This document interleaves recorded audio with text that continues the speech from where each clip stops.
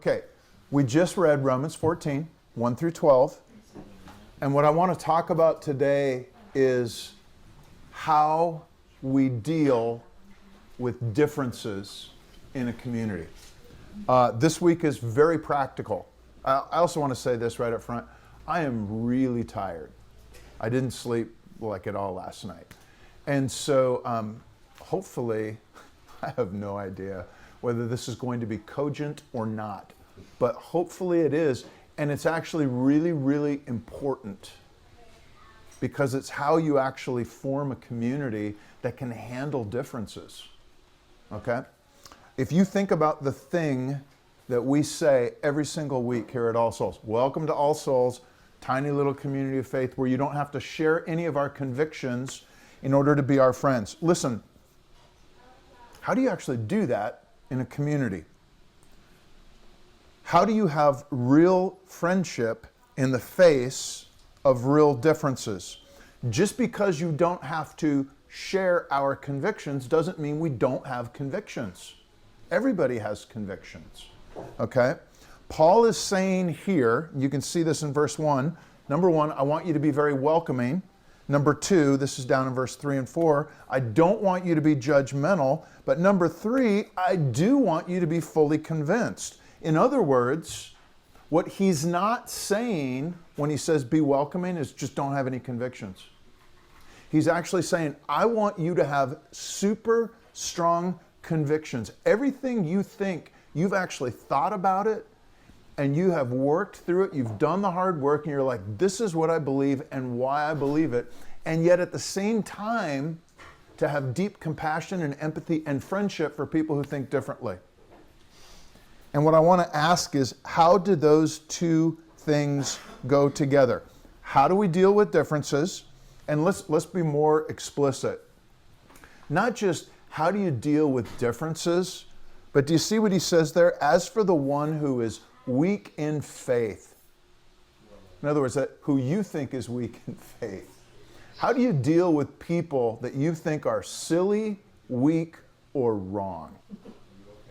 That's the real question. Okay, and that's what this passage is going to try to show us. What I want to ask is, how would the first century Christians answer our question? Okay, and what I'm going to do today, we're really going to work the story, and we're going to use the universal outline. Do you remember what the universal outline is? What's the story? What's the story? Where's the gospel in the story? Where are you in the story? It works for any passage. Okay, so what's the story? Where's the gospel in the story? Where are you in the story? And this is going to be really interactive today. As we do this, one of the most important things you can do is while I'm talking and you guys are interacting, for you to be sitting there going, Lord, what are you trying to say to me? What are you trying to say to me? Like, how often do you say that internally in your head? I have found, you guys have heard me say this, but like because I write it down in my journal all the time. If you read through my journal, you'd be like, man, Christian is asking this all the time. And all I can tell you is I am constantly amazed how I ask that question, and all of a sudden it feels like something falls open in the scripture. And I'm like, oh my goodness. Wow, this is really interesting. So I want to encourage you as we do this to be saying, Lord, what are you trying to say to me? If you're sitting there going, why would I want God to say anything? Like, why are you here if you don't want God to say something to you? That's the whole point of Jesus being in our midst. Can you imagine, when Jesus says, where two more of you are gathered, there I will be also. If you said like, oh, Lord, look, there's a whole bunch of us here. We are so happy to have you, but by the way, we don't want you to say anything to us. Just be quiet. No. If Jesus was in the room, we'd be like, let's all shut up and let Jesus speak to us. And the way Christians do that now, okay, is through the scripture asking that question, Lord, what are you trying to say to us? And Jesus says, I will meet you. So, universal outline, but be thinking that question, Lord, what are you trying to say to me? All right, first part, what's the story? That just basically means what's going on in the text, okay? And that happens by reading. We've already read the passage. Look at verse 1. Okay? Demeanor, look at verse 1. Okay? Now listen, he starts out by saying, as for the one who is weak in faith. What does that mean? What's he saying? What does it mean to be weak in faith? When you see somebody that you think is spiritually weak, okay? I'm not going to call anybody out here. But basically, everybody's like, oh, please, thank you, don't. That's what we all. Okay. Yeah, listen, when you look around at somebody, No judgment there. okay, and you think, Well, this is specifically more like people who are like, I'm a Christian. yeah, we're going to, He's in the camp. yeah, we're going to talk about that. He's talking specifically, and this is in-house. Right. This is Weak not- in faith. Right. This is not like looking at the infidels, the pagans, whatever out there. This is people in the room, and you look around and you're like, okay, mentally, you see somebody whose faith and spirituality from your perspective is less robust than yours. Which means you think you're strong and they're weak. So you could really call this whole message, how do you deal with people that you think are weaker brothers? Okay? How do you deal with people that are spiritually weak? Where you kind of look down your nose and go like, I've done the math. This is what the answer is. They either didn't do the math or they got the wrong answer. Spiritually weak. Okay? Maybe they're not as strong or as mature as you think you are. Now listen, look at the next verse, or the second part of the first verse. What does Paul say to do to those people? Welcome them. All right? You should be asking, is that my response when I see people that I think are weak, wrong, or feeble spiritually? Do I welcome them? And then look at what he says next. The purpose of your welcome is not so that you can quarrel about opinions.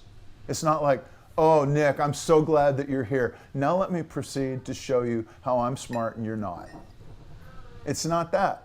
So he says, I want you to, when you have somebody who's weak in faith, I want you to welcome them, and it's not to quarrel over opinions. The goal is not to try to show them how you're right and they're wrong. It's not to try to prove yourself superior. Okay, now I want to pause right here for just a second. Did you see what he said? Not to quarrel over opinions. See that in there? Okay. There's a handful, well actually there's more than a handful. There are lots of places where the Bible is very clear. Like it's hard, not because it's not clear, but because it is clear. Okay, for instance, let me give you some examples. Sexual immorality. The Bible's like, wrong, okay, don't do it. But it also speaks that way about pride, about haughtiness, arrogance, big problem. Okay, every bit as big as sexual immorality. Okay? Let's say that somebody is greedy or an idolater or a drunkard or a swindler. Okay? This is all coming from 1 Corinthians 5. When you see these kinds of things, not in somebody who just struggles with them, but unapologetically, unrepentantly, they're like, yeah, I don't think it's a problem that I'm greedy. I don't think it's a problem that I'm an idolater. I don't think it's a problem that I drink too much all the time. I don't think it's a problem that I swindle or take advantage. When you see things that the Bible is clear on, okay, among people who call themselves brothers and sisters, they profess faith, with that kind of person, somebody is an insider in your community. He says, you have an obligation to talk to them, and if they won't listen to you, don't associate with them. Not even eat, okay? Don't even share a meal. Now listen, that's 1 Corinthians 5, but that's talking about things that are very, very clear, okay? And 1 Corinthians 5 also makes it clear when Paul says that, he's like, I am not telling you to treat other people this way, outsiders, non-Christians, somebody who's not a part of your community. You have no business telling them what to do. It's people who are insiders together who have kind of made vows like, hey, you know what? We're going to hold each other accountable. Okay, So when the Bible says there's a handful of things that are very clear, Jesus being raised from the dead, that's a clear thing. If you're going to be a follower of Jesus, you need to believe it. Okay? Telling the truth, that's a big thing. Do you see what I'm saying? There's some very clear things. But there are lots of places where the Bible is not clear or less clear. It's hard, not because it is clear, but because it's not. Let me give you some examples of this. Modesty. All right, ladies. Okay. The Bible is clear. You're supposed to be modest, dress modestly. Okay. What's the big question? This is from 1 Timothy 2, but, well, it's culturally dependent. Okay? In other words, what modest is. So if you were back in Roman times, a Jew's answer to modesty would probably be different from a Roman's answer to modesty. Roman citizen would have said, like, women should wear dresses, they should wear a shawl, and they should have their head partially covered. Okay. In our culture, I mean, like, Lucy, I see knees. Okay. Think about this, guys. In our culture, even 100 years ago, all right, it was considered immodest for women not to wear a dress. The dress needed to be like ankle length. Calf length was sketchy. Knees was like, whoa. Okay, and now look at where we are. In other words, modesty is something that's culturally, it seems to vary. So how the heck do you draw like a hard and fast line? And I want to be really clear, the Bible doesn't do it. It says be modest, but it doesn't tell you how to figure out what modesty is. Okay, in the same way, let's turn it around to guys. Lust. Okay, Jesus says, men, if you even look at a woman lustfully, with lustful intent, okay, it's as good as committing adultery. It's as bad as committing adultery with her in your heart. Now, but here's the problem. What does that mean? Does that mean like I literally cannot look at women? Some cultures say, oh, the way we're going to protect against this is women need to be veiled. Part of me is like, why doesn't anybody be like, guys need blinders? You know, like horses having races or something. Like, make the guys, if we're the ones that have the problem with that. But the point again is, like, listen, you know, like, okay, I see Allison. Does seeing somebody, like, where on that scale? It's not clear. It's not obvious. It's something you have to answer in your heart. There's a whole bunch of examples. Alcohol. The Bible is like drunkenness is a problem. But it also says like beer and wine are gifts from God. Same thing with food. Okay? The scriptures talk about the kingdom as a wedding feast for forever, which implies food and drink. The Jews were really they knew how to throw a good party. My point is, on all of these things, like the Bible says a lot, it says every bit as much about gluttony. What's gluttony? Overindulgence, eating too much, as it does about drinking too much. But it doesn't say that food's bad, and it doesn't say alcohol's bad. Do you see what I'm saying? What that means is there's a lot of ambiguity in there, and people are going to have different opinions. You got clear commands, but what constitutes breaking is subtle or subjective, and that means different opinions. Some people are going to think it's fine. Some people are going to think it's terrible, too much. Okay. And then Paul is going to give two specific examples in this text. The first one is in verse 2 and 3. What is it? What's he talking about? Eating what?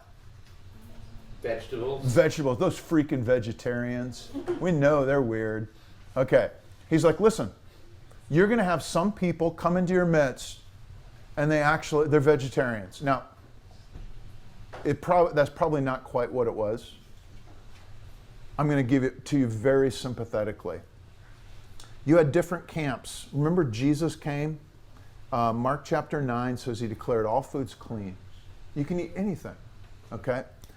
Paul, in 1 Corinthians 8 and 10, is going to talk a lot about meat sacrificed to idols. And he's like, listen, we know that there are no gods other than the real God. So something that's been sacrificed to an imaginary God, it's just meat that's been, he's like, there's not really a problem. However, if people might be tempted by doing this to like worship the false god, or to, you know, they stumble over that, by all means, don't eat.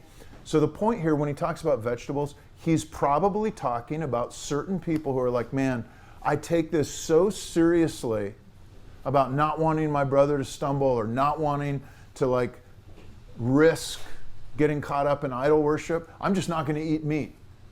And he says, totally fine.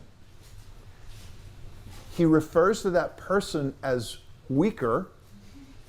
Okay? In other words, he's not saying this is how all of you should think, but he's saying some people in their conscience actually might go, I just don't feel right about that. So think about our circumstance here. We've got some people who come who maybe don't drink.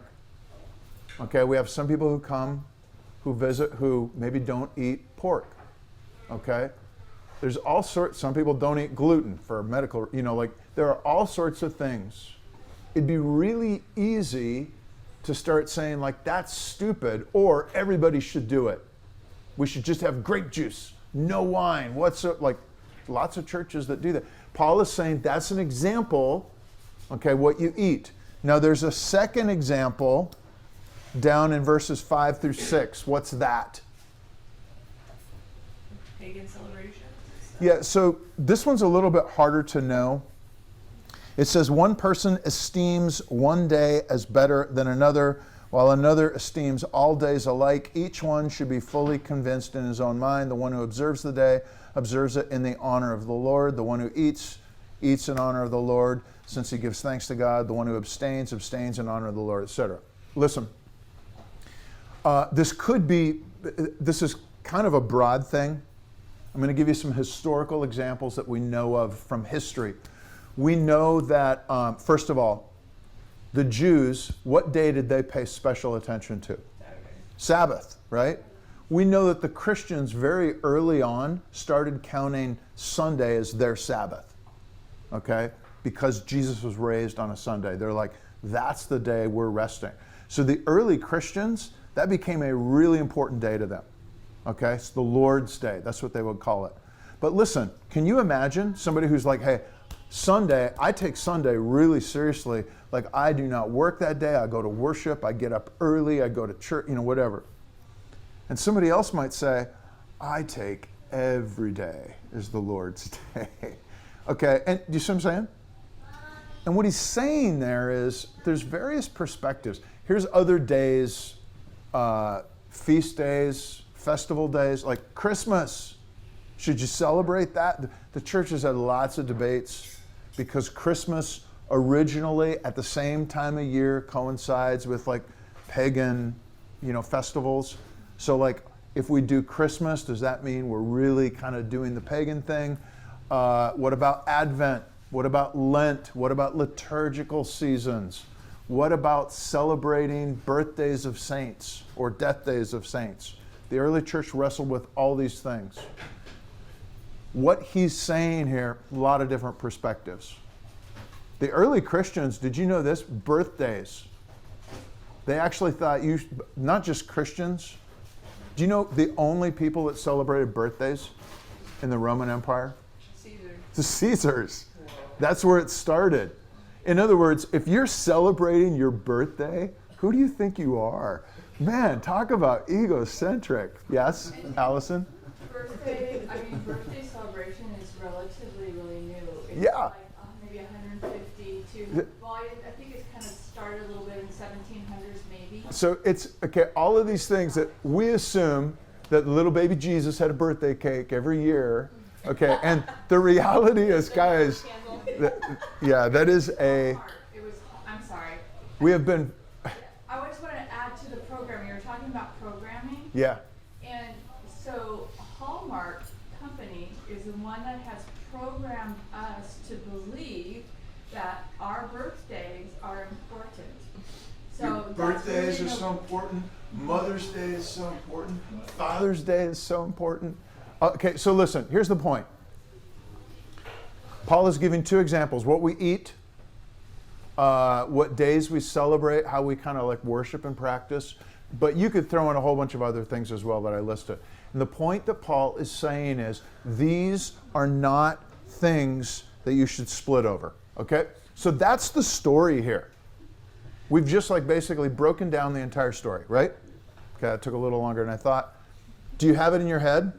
You able to kind of see it? All right. Hold on. It also feels like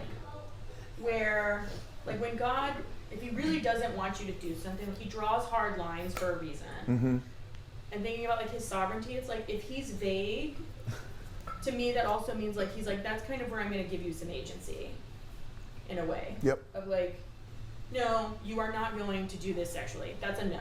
I've made myself clear, and I made it clear on purpose. Everywhere else, I've kind of given you some freedom to do, which like allows us to practice discernment. Yep. In a way, and allows us, like, if he told us literally everything that we had to do, one, we couldn't do it, but two, well, then there would be no requirement You wouldn't have to ask think. for help. Yeah. You wouldn't have to like think. You wouldn't get to really Exactly. know him. So it gives you clarity in the important places.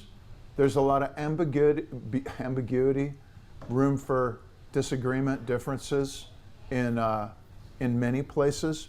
Okay, and he says, listen, here's how you treat each other. Okay, now, where's the gospel in the story?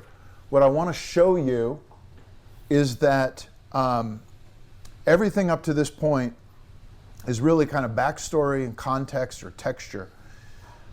There are spots in the text where Paul is going to make points. These are the kind of things that you probably find yourself underlining if you're an underliner. Okay, and these are the places where God is probably going to, if he's going to speak to you through this, it'll probably come through these passages. There's 3 things in this text that I want to show you, okay, that are really, really interesting about how to actually have this kind of community. The first one is attitude about others. The second one is an attitude about yourself. And the third one's an attitude about God. You ready? Okay, let's look for this. Attitude towards others. Look at verse 4. Who are you to pass judgment on the servant of another? As before his own master that he stands or falls, he will be upheld, for the Lord is able to make him stand. Paul is making that statement, but he is showing you, in order for you to say those things, you have to have a certain attitude about somebody. So what is it? Okay, who are you to pass judgment on the servant of another? What's the fundamental attitude behind that? Tolerance. What'd you say? Tolerance. Tolerance. Some kind. Tolerance is close. I would actually say it's somebody else see it? It's like your rightful place. What'd you say? It's like, is it your rightful place? Rightful place. Oh, getting closer. Humility. Who said that? Brennan. It's humility. In other words, think about this. Guys, anytime you see somebody who's weak, you know the first thing we do? We're like, we look down our nose and we think we're right and they're wrong. And that's actually a position of pride or arrogance. He's going, you need to start by saying, who am I to pass judgment on the servant of another? Deep humility. Like, it's not just tolerance, it's actually a humility. That person doesn't answer to me, they answer to Jesus. They're not my servant, they're Jesus' servant. I'm a servant, Jesus, they're a servant too. Jay. Yeah, I would say that you pass judgment.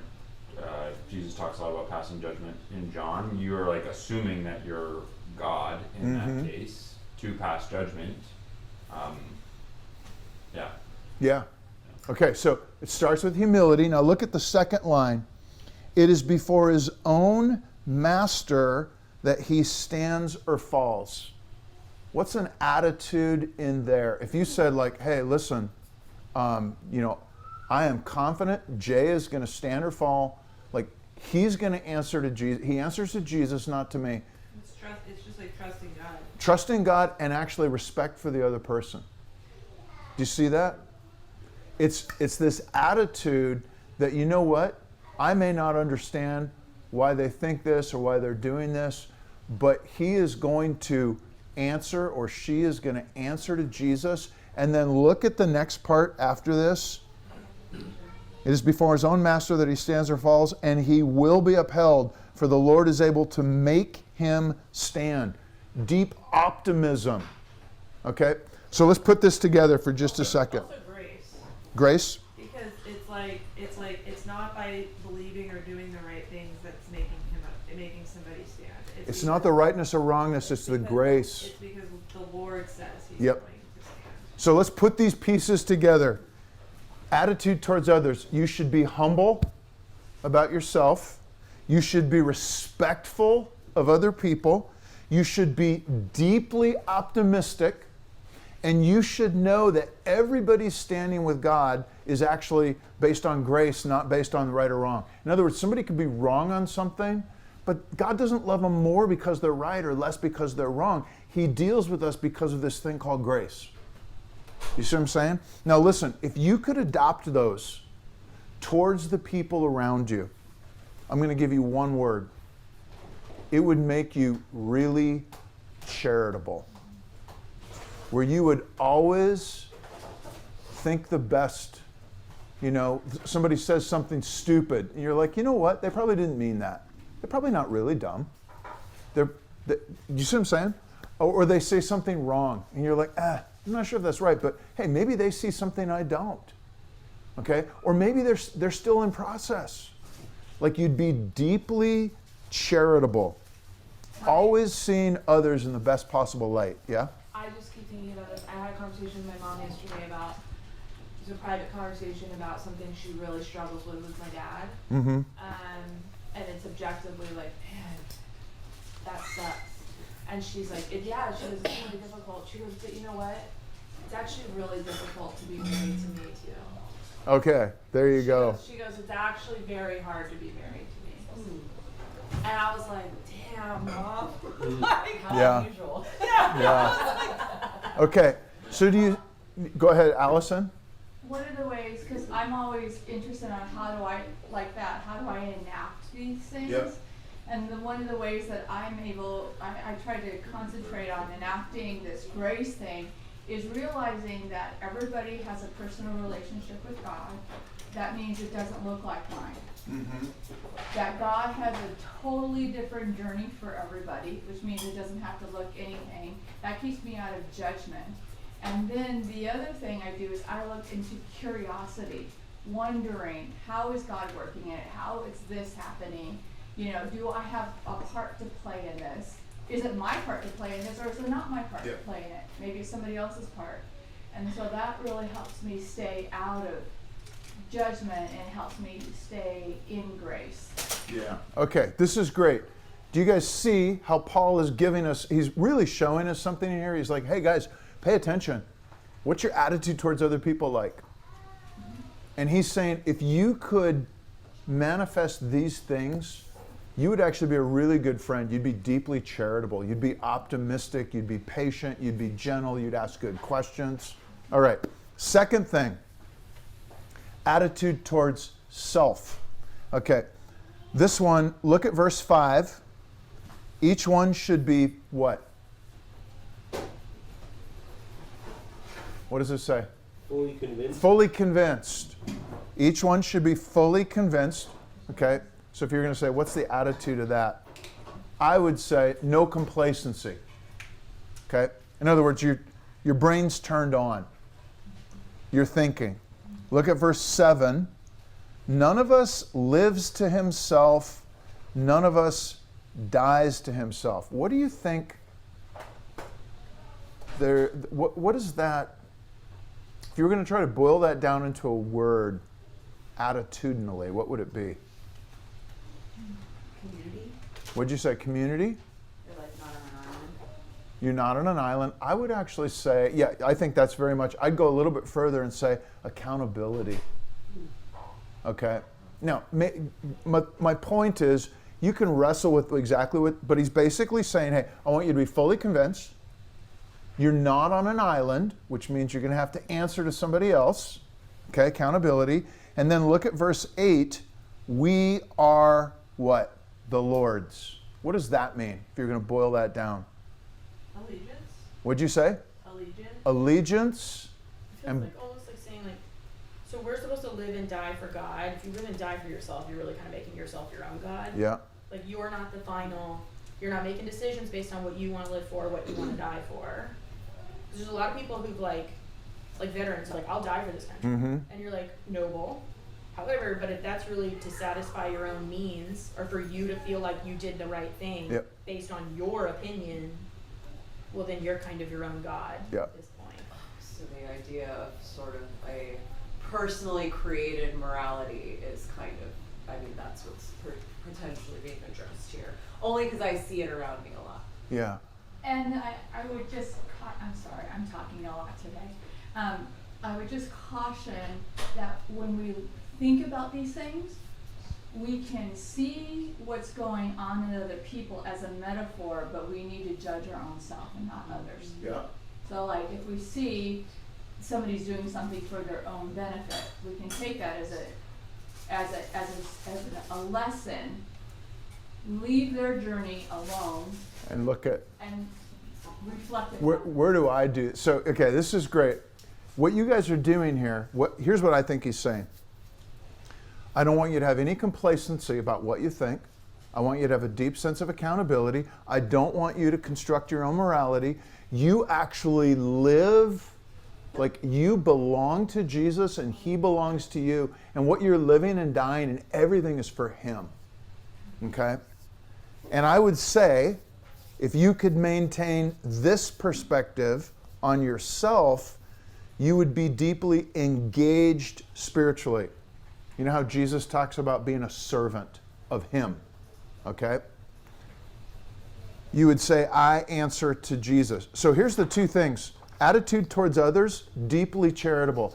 Attitude towards yourself should be deeply engaged. I am a servant of Jesus.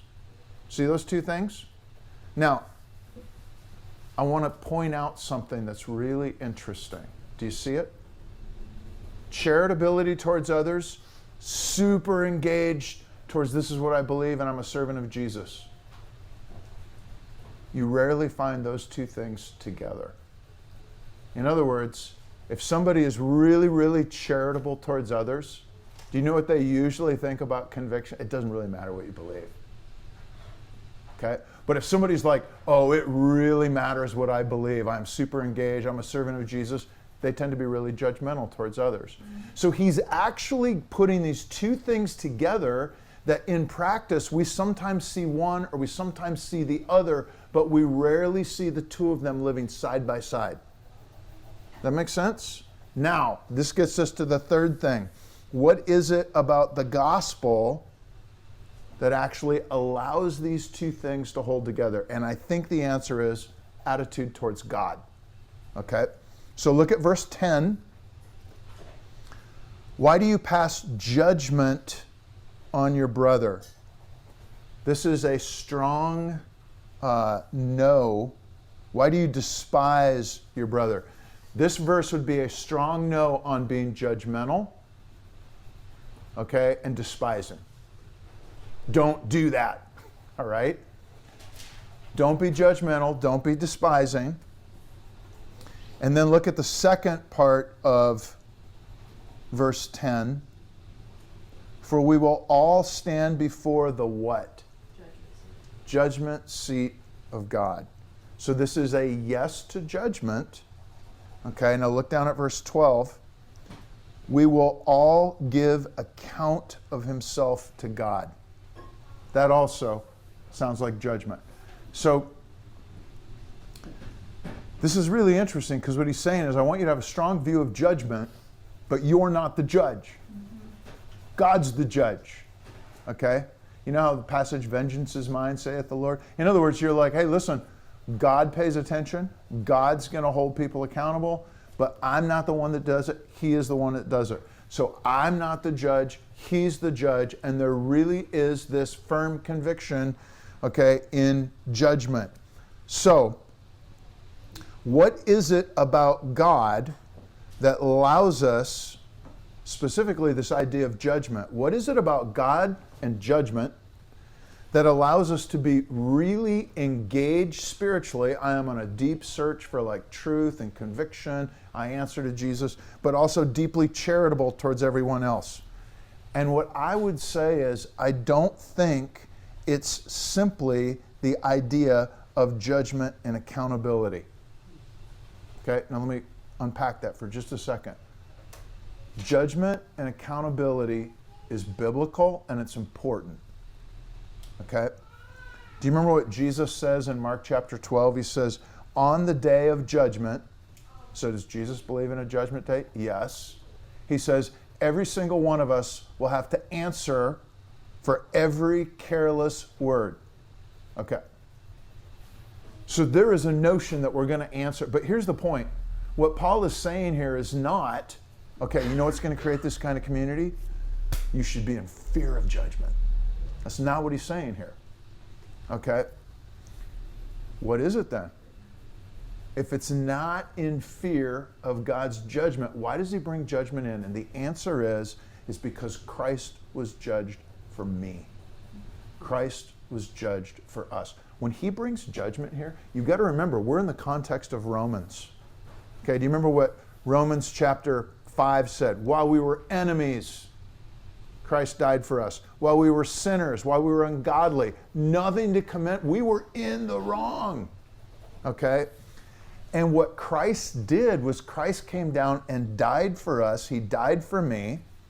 There is something about the gospel, about judgment, that is deeply humbling, because it says God cared so much for me that he was willing to bear the judgment that I deserve. So cheer up. You're worse than you imagined. You know, Allison, you're like, I'm a mess. We all think that. Okay, guess what? You're even worse. Okay? And there is something about the gospel that's like, guess what? Every single one of you is worse than you ever imagined. But you are more loved than you ever dreamed. Okay? Because Jesus didn't just die for me, he also lives for me. Listen, the book of Hebrews says Jesus is a great high priest. This is Hebrews chapter 8. He's seated at the right hand of God, majesty in heaven. He ministers in the true tabernacle. Right before that in Hebrews 7, it says, he is able to save to the uttermost those who draw near to God through him, since he lives to make intercession. Okay?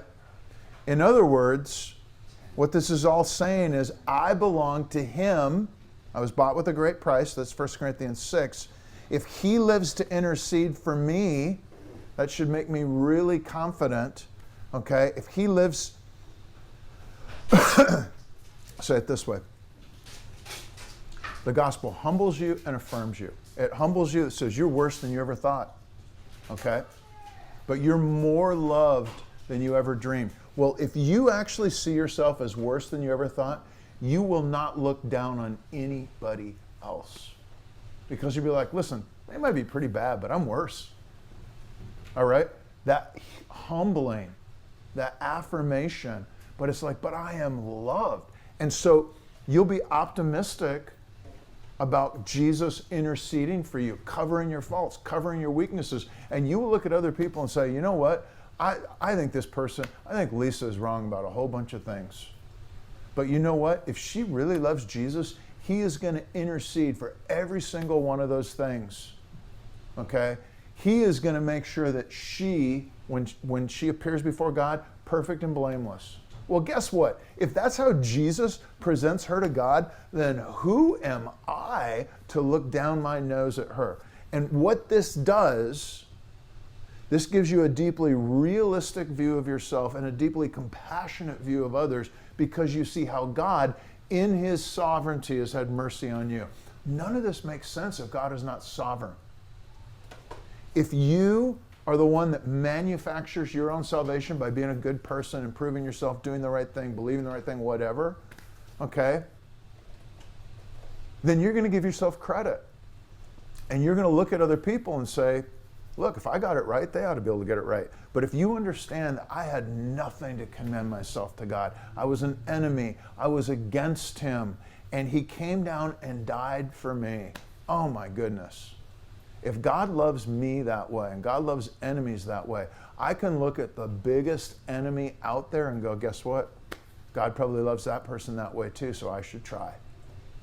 And what it does is it starts to make us deeply compassionate, deeply humble, but also deeply affirmed, which allows us to have strong convictions.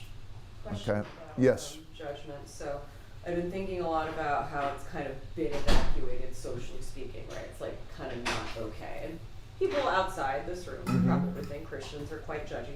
So what's the relationship between sort of the individual agentic exercise of judgment and submitting yourself to God's judgment? Yeah. Is it really just, because you can then become arrogant if you think your judgment is, So strong. I think that 1 Corinthians, Paul talks about this.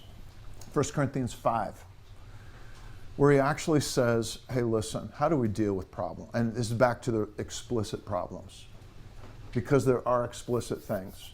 So he takes an example of sexual immorality. And he's like, listen, you guys are doing something that even the pagan Romans find shocking. You've got a guy who's living with his stepmother, okay? In other words, his dad passed away and now probably, or they're split, and now he's sleeping with the stepmother. And you're saying, look at how enlightened we are, look at how great. He's like, no, this is sin. Even the pagans know this is not right. This is an out of bounds relationship. And then Paul makes this distinction where he's like, listen, when it comes to these explicit things, you need to speak, like you speak the truth, you speak it with love, but you do it in-house. And if the person won't like submit and listen, so judgment there, and Paul actually says, what do we have to do with judging outsiders? He says, no, judge those inside. But he's talking about something very clear, okay? And then what he's saying at the same time is, but I'm absolutely not telling you to judge anybody outside of your community by this standard, okay? He's like, if you weren't going to associate with those people, you'd have to leave the world. In other words, he's saying, for somebody that doesn't profess faith, we have no business saying, oh, you're in the wrong. Now, if they say, what do Christians think about this? We always give an answer. So there's this distinction between insiders and outsiders. And insiders are always people that have opted in and said, hey, you know what? We're going to like make vows to one another. It's not a one-sided thing. So, okay, Allison? So, as I have really wrestled with this over the years, I one layer deeper that I personally have uncovered is the difference between discernment and judgment. I think there's a whole slew of things to be discerning, kind of like a balance sheet or an algebraic thing, you know what I mean? And judgment has to do with condemnation. You now have a negative opinion about the person or the character, and you're throwing judgment on them, where discernment is, is not with a morality. I can't talk about that, right? But it's a great conversation to have with somebody. If you want to have a good conversation, the difference between discernment and actual judgment. And if we can stay in discernment as much as possible, then there's only a few things to actually judge. Yeah, everything I just said about like this judgment thing, it's really, there's only a handful of things that are very, very, like there's a handful of places where the Bible's like, hey, this conduct is not acceptable for Christians. And you need, as a community, you need to practice this. Let me summarize by saying this. The whole point of this passage, remember, how do we deal with differences? Our attitude towards God and Jesus is going to change and shape our attitude towards ourselves and others. Only somebody who believes in the sovereignty of God and the agency of his children, he's given us responsibility, can put these two things together. It's the gospel that does it. Okay. So that's the gospel in the story. See that? We like read the story, and then we're like, oh, here's these 3 things, and I'm reading how they kind of fit together, and I'm thinking about it. Now the last question, you're just going to think about this. Where are you in the story? And this goes back to that question that hopefully you're praying as we say this, like, Lord, what are you trying to say to me? 3 things to think about. What am I hearing? Where is God stirring? What does it look like to respond to what you're hearing with a step of faith in a Jesus direction? Okay, what am I hearing? Where is God stirring? Or maybe you could say it the other way. Where is God stirring, provoking me? What do I think I'm hearing? Now, what does it look like to try to respond to that in faith? Taking a step in the direction of Jesus. Okay? That's how we read the text. If I read the text but I never get to that last little bit, it will all be intellectual head knowledge. I might be really smart and have tons of book answers, but it won't change my life. Okay.